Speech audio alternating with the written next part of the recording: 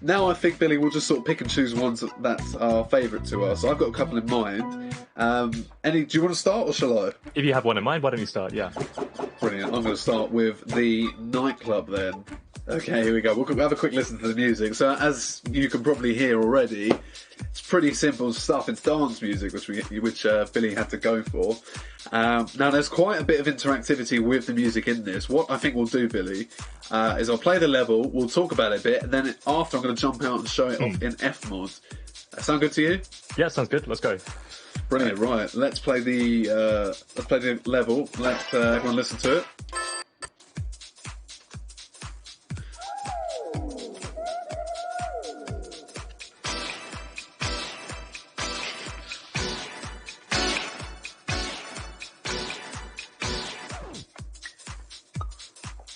Cool, right, we'll stop there.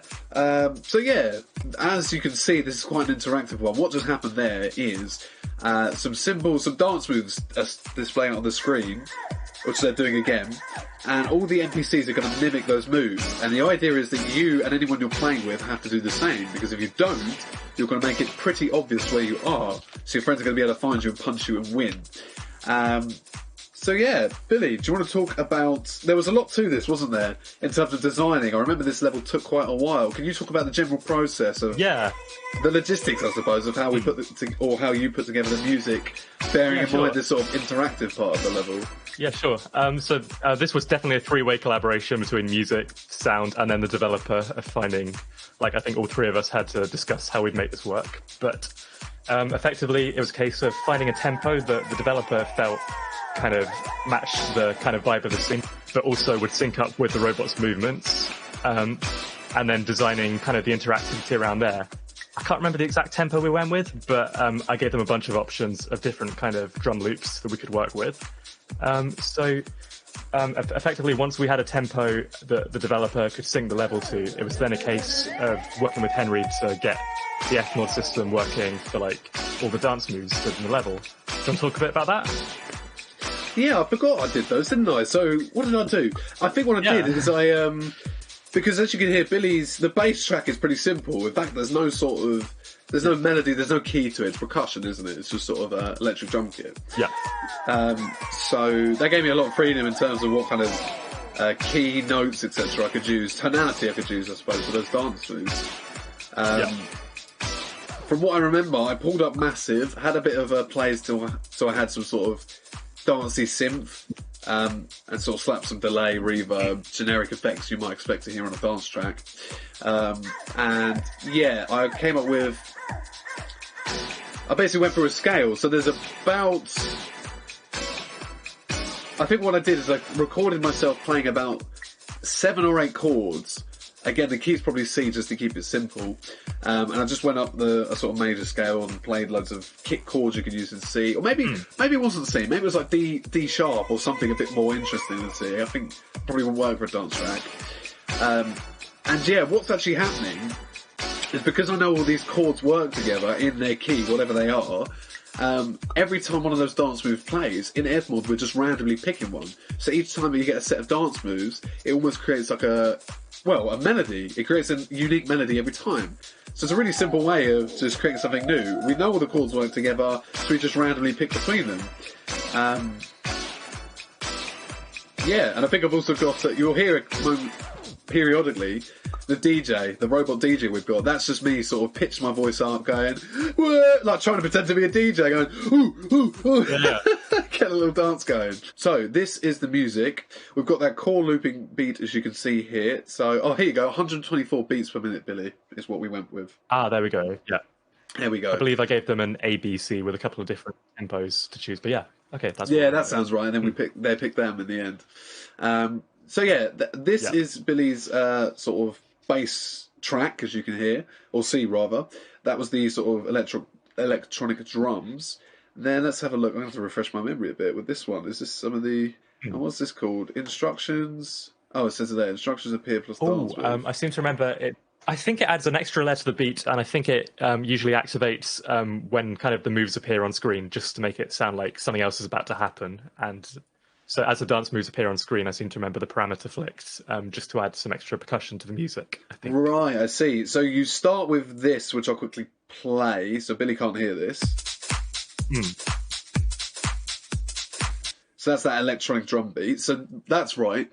When once those dance moves start appearing, this parameter kicks in and it brings in. So you can see the volume is being automated, and it brings in this track, which Billy you can't hear. But again, it sounds like that.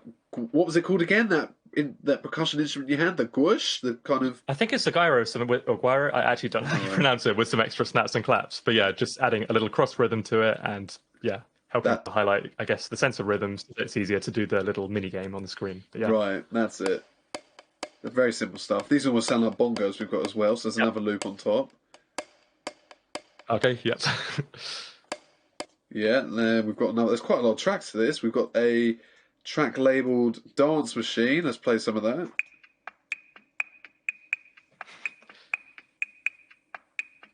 So yeah, Billy, again, unfortunately you can't hear it, but there's actually quite a few different audio files separate with all sorts of different percussion. Do you remember doing that?